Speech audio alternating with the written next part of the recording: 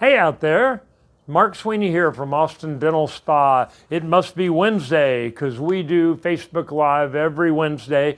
We bring you Wisdom Wednesday. If you've been tuning in before, you already know a little bit about this. We do either scientific, medical, dental knowledge that's usually cutting edge, brand new stuff that's coming out on the market. And then I do a health tip at the end. We always have a theme every month, and the theme, because all the sporting events going on, we're heading for the World Series in Major League Baseball. Football season is starting. Both pros and college have already started with their exhibition games, and college football started in earnest last week. UT has their first football game this Saturday. So we got baseball, we got football, we had soccer going on, and so because of that, our theme for the month of August was Get in the Game. And so we brought you 5 weeks worth of stuff that had to do with getting in the game in your own personal life and with your health.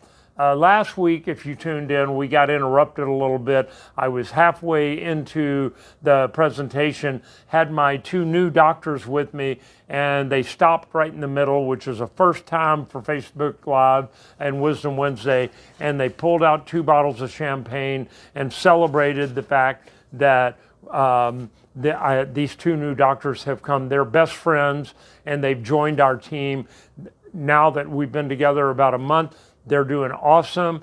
If you tuned in last week, you saw that the whole team surprised me. I thought everybody was gone except the 3 of us, and little did I know what was going on. So we didn't finish Wisdom Wednesday last week. I started it out with what are some really good foods for you and what are the worst foods for you, and we didn't really get into the subject too far. So I already had the script done for this week because we'll pick up where we left off last week.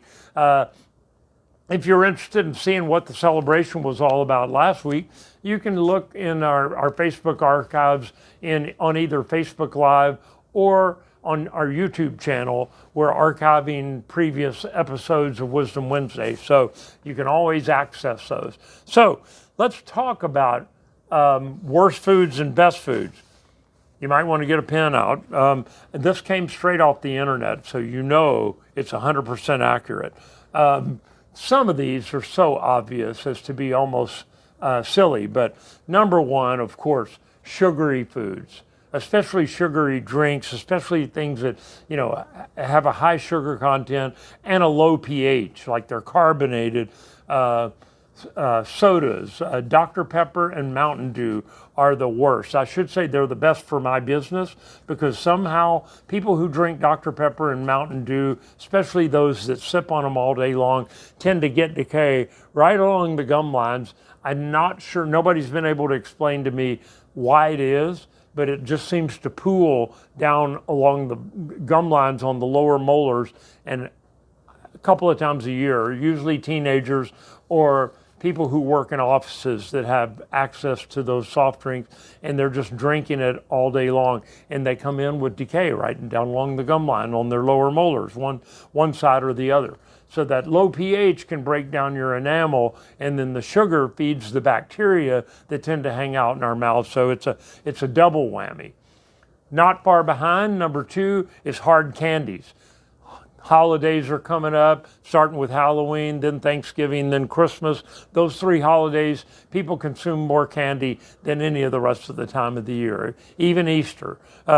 So hard candies you want to be careful of and hard candies that are also sticky, those are, again, great for my business, jawbreakers, things like that. So you want to be a little careful. The sticky stuff stays on your teeth after you finish the main part of the product, like what are they, Milk Duds. I used to buy those every Saturday at the movie theater, and so Milk Duds, some of it stays stuck to your tooth. Bacteria and food particles love to stick to that. You got sugar, you got bacteria, all the makings for a cavity.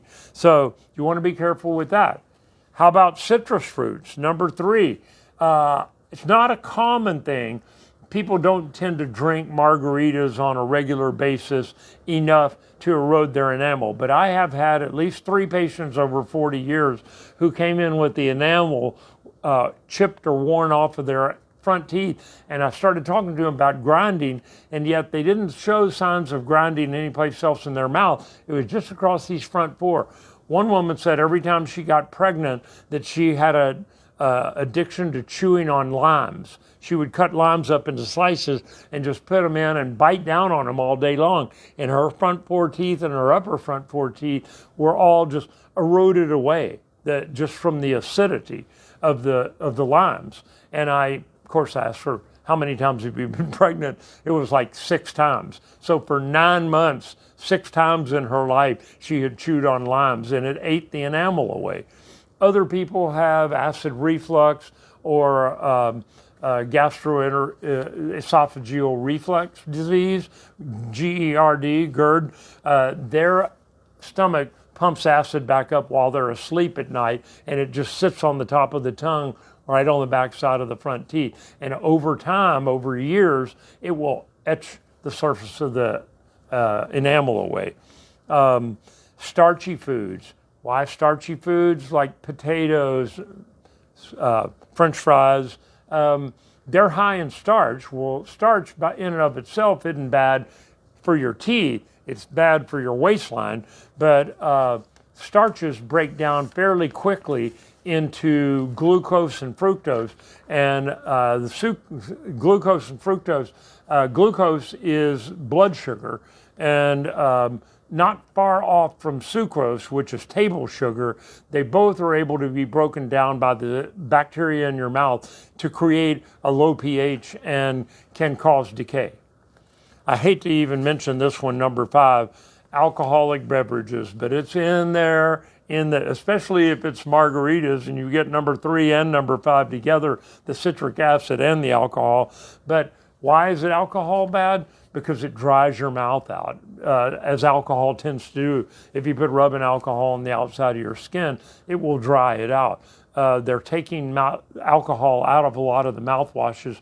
Listerine now and Scope, I believe, have 2 versions. They have their old original version that had like up to 25% alcohol in it, and then they have non-alcoholic, which some people say it doesn't make their mouth tingle, so they don't feel like it's doing as good a job.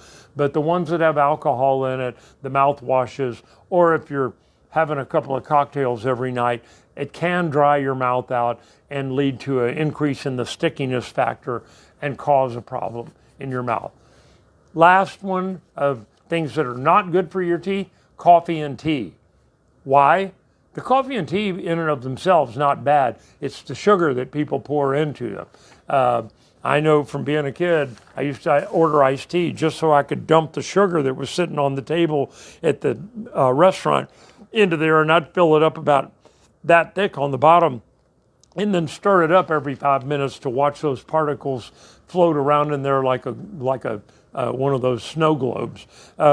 So it sure was good, but it sure did do a number on my teeth by the time I got to dental school.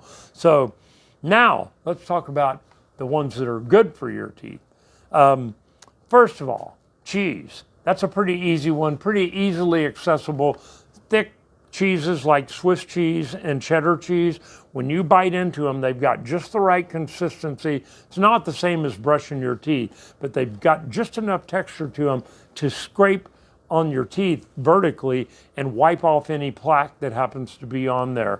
It's not an alternative for brushing your teeth, but if you're at a holiday party with the holidays coming up and there's a plate of cheese, take a bite and kind of move it around your mouth and bite down on it so that you feel the cheese going all the way from the biting surface up to the gum line.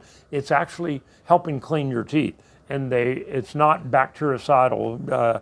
Cheese doesn't get converted by the bacteria in your mouth into decay-producing acidity very easily. I can't say it doesn't happen at all. But number 2, an apple a day. That old saying we grew up with, an apple a day keeps the doctor away, that actually had some validity to it.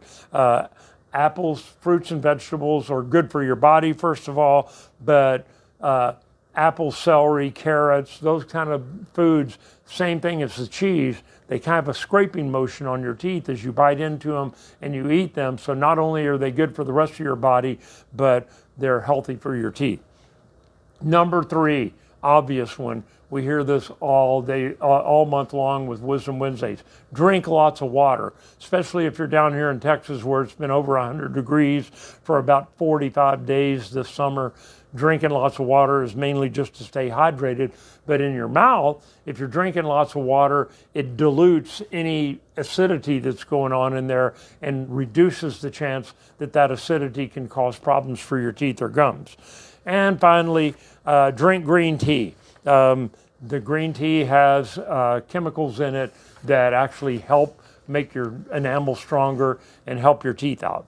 So there were a couple of other ones that weren't as important, I don't think, as others. And so that's it for things to eat more of and things to try to avoid.